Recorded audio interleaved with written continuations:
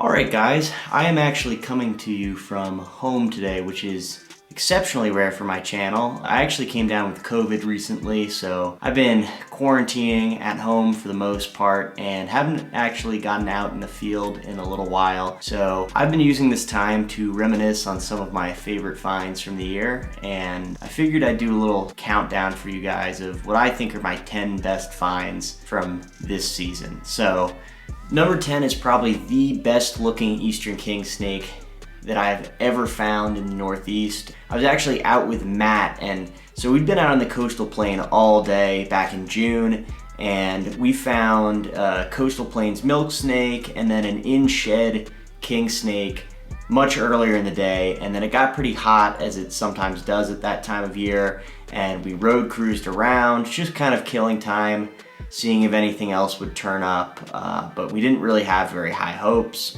Finally, around 6 p.m., it starts to cool down, and I decided, because we were near one of my old flip sites, I'd never checked it in, ever since I set it up years ago, that we'd go, kick around in that area. And so that's what we did. Wasn't expecting anything at all, but we start messing with this big tarp, and Matt is over on his end, and I just hear him start yelling, and he's got this beautiful king snake. So definitely makes the top 10 list, hoping that I get to see more snakes in that area next year. All right, for number 9, I'm gonna give it to the 2 eastern diamondbacks that I found with Matt back in February in Georgia. So far on the trip, we'd been having a really hard time with weather, but we had a good warm day, so we set out to flip some junk. We pulled up on some site that I Google mapped that was super just kind of unassuming, had way less garbage than we expected, and I get out there and I'm tearing through this carpet and siding, hoping for anything really, but not expecting much. And I put my hand within inches of this beautiful baby eastern diamondback. Oh my God, there's a diamondback. Which was both shocking and exciting at the same time. And so we got to photograph that one, and actually then right down the road under a piece of tin, it was literally like 400 meters away, we flipped this same age, really, really good looking diamondback that was probably a sibling of the one before, so definitely gonna make the top 10 list. All right, number 8. So this would have to go to the double Scarlet King flip under bark in Georgia back in February. So me and Matt set out really, really deep into this remote tract of woodlands to look for this species that day. And upon arrival, almost immediately, Matt got one under some bark. And then in the same tree, we actually found this really pretty corn snake.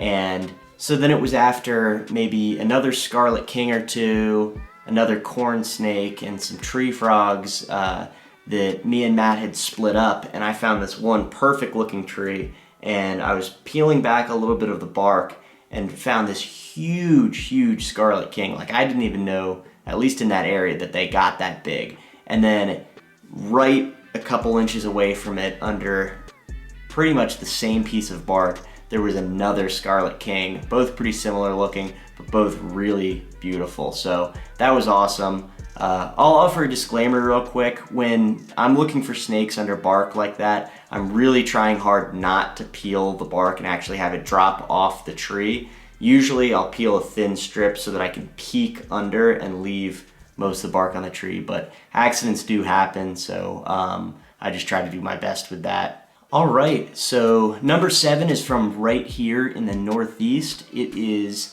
the coastal plains milk snake that me and Alex found back in September, and it was that big red adult that had a really pretty white face. Now, we had been out pretty much all day. The day started out perfect weather-wise. It was really cold in the morning, and then it was gonna warm up. We were expecting to find a lot, and we'd flipped tons of junk throughout the morning, only to find like 2 racers or something like that. So we were a little bit disappointed. We actually got Alex's, I forgot all about this, but we got Alex's car stuck in sugar sand and had to dig it out for like an hour. And at that point I'm thinking, okay, the rest of the day is shot. It was like 1:30 in the afternoon. It was hot. I didn't think we were gonna find anything. and we passed this pile of carpet, and I'm like, all right, you know, whatever, let's go through it. And I pick up this like lone small piece of carpet, and that coastal was coiled up right underneath. So super exciting. The white face on it was definitely one of the most killer features, and definitely one of my favorite milk snakes that I've ever found. So that was pretty cool. All right, number 6. This is gonna have to go to the spotted timber rattlesnake that I found. Now, me and my brother Teddy, who you guys have seen on the channel before, we were out all day in the coastal plain. We'd found 2 coastals earlier in the day, so we were having a pretty good day, but again, we hit that midday lull when it gets really hot, and it wasn't really worth putting a lot of effort in, so we relaxed and picked up some cruising later in the day, and eventually we roll up on this timber rattlesnake on a sand road. And in this region, timber rattlesnakes are pretty rare, so that was exciting as is. But when we got up close and got to see it, we realized that first of all, it's beautiful and yellow, and second of all, the chevrons on the back were somewhat aberrant, so it was forming these spots down the back. So that was pretty awesome and exciting. And if that wasn't enough, when we were photographing the snake, this huge timber, I guess a huge male timber, was following the scent trail and came out of the bushes from behind me while we were photographing it and slithered right up to the spotted timber. So we had 2 timbers at once. It was pandemonium, but it was awesome. Definitely one of my craziest just overall wildlife encounters of all time. So super excited on that one. All right, number 5 is going to go to the aberrant king snake that I found in Virginia earlier this fall, just purely because of the uniqueness of that snake. I'd been hiking for hognose snakes all day long pretty much, and I kicked up this piece of log that was on the ground. It's just this little like hollow shaped log on the ground, not thinking anything was gonna be under it. I didn't even lean over to pick it up. I literally just used a foot to pick it up, and I saw a king snake coiled in the back, immediately went to grab it, and it wasn't until I picked it up that I realized that it had this crazy pattern, especially on the stomach. So super unique, super excited about that one, and very much a memorable find.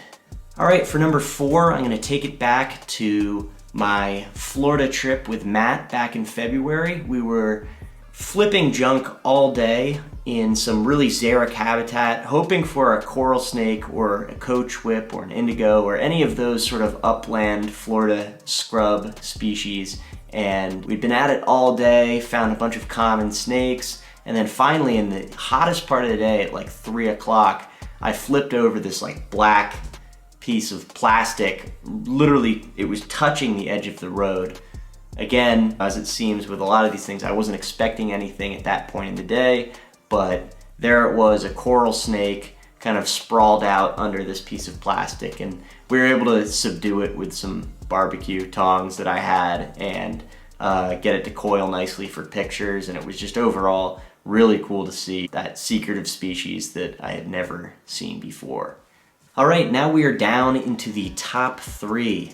Now, I'm gonna have to give number 3 to the giant coach whip that we found the same day as that coral snake. We were running out of daylight, and we were racing to the last spot of the day, hoping that we'd be able to get there and maybe see something, and we lucked out. I immediately flipped a corn snake, and I still had that corn snake in hand when I flipped this old plastic bottom to a basketball hoop, and this over 6 foot long giant tan and black coach whip was under there, and that thing was super cool. I'd never seen the species before, and yeah, they're just awesome. Super intelligent snakes, and just to see one of that size was amazing. So really hope to see one of those again sometime soon.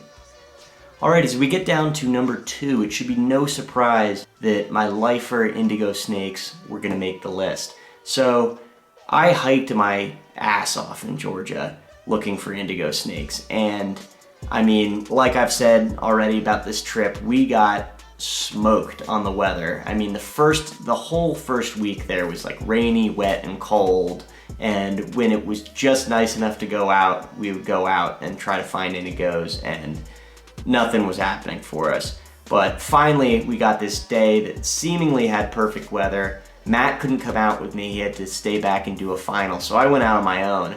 And I'm hiking around this spot that we'd been to several times, hiking up the same burrows, not seeing anything. And then finally I see something that looks like a drag. So I turn on my camera and I point it at this drag on the ground, turn off my camera, and take like 3 steps before seeing this black tail disappear into the grass. And you know, I freaked out because I immediately knew what it was. I ran up on it and it's this big 6+ foot long male eastern indigo snake, and that was awesome. But as excited as I was about that, I would have to say that my favorite of the 2 indigos that I found was probably the second one, which was literally on the side of the road. I was holding a sandwich in hand when I hiked it up coiled next to a burrow and ran back to the car. The car was running. I had to turn off the car, and then I was able to get some awesome footage of that snake, and it was just so much darker and shinier than the first one, and just really like crisp and flawless. It was a beautiful snake, and definitely one of my favorite snakes of the year. All right, now that I've been through that whole list of pretty awesome snakes, it's hard to justify putting this as my number 1, but I'm kind of a milk fanatic, at least as of lately, and I would have to say that the yellow and red coastal plains milk snake that I found with Matt back in June, that would probably be my favorite snake of the year. I found it at the bottom of this shingle pile that I had made like 2 years earlier, and it was just a super exciting find. There's not much to say about it. The video doesn't really do it a justice, but it was a beautiful snake. It was large, and it was in a really hard area to find milk snakes. So super excited about that snake. Definitely a favorite of the year. All right, so honorable mentions I would have to say were this pine snake, really nice little juvenile pine snake I found at night. They're diurnal snakes, so it's pretty unusual to see them at night. That was my first time seeing one at night and my first in that area. So that was an unexpected, exciting find, and it was a pretty snake. So that definitely makes honorable mention. Another snake that I would say makes honorable mention is this really nice little milk snake I found this fall with a white stomach, and it was really pretty, and it was in a pretty rare area. Definitely one of the nicest milks I've ever found, so bummer that didn't make the list, but it's been a good year. And then what I'll say is pretty out of character for me is that a hognose snake did not make the top 10 snakes for me this year. I actually didn't really concentrate on hognose snakes as much this year as I have on years in the past. I found one pretty nice orange one with Matt back in the spring, and I was pretty excited about that. But it was definitely not the nicest hognose I've seen compared to some that I've seen in previous years. So unfortunately, no hogs in the top 10 this year, but hopefully next year we'll get a really red one. All right, guys, I hope you enjoyed this list. I'm gonna be back out in the field soon. I'm feeling a lot better, and let me know in the comments if there's anything that I found that you think should have made the top 10 or that didn't make the top 10, or let me know if you guys disagree on the order of some of the things in that top 10 list, because I'm sure it's gonna be pretty controversial. I couldn't even decide myself which way to order them. So anyway, if you've made it this far, thanks for watching. Looking to get after it, plan some trips for early on in 2022. So stick around and there's gonna be some good videos.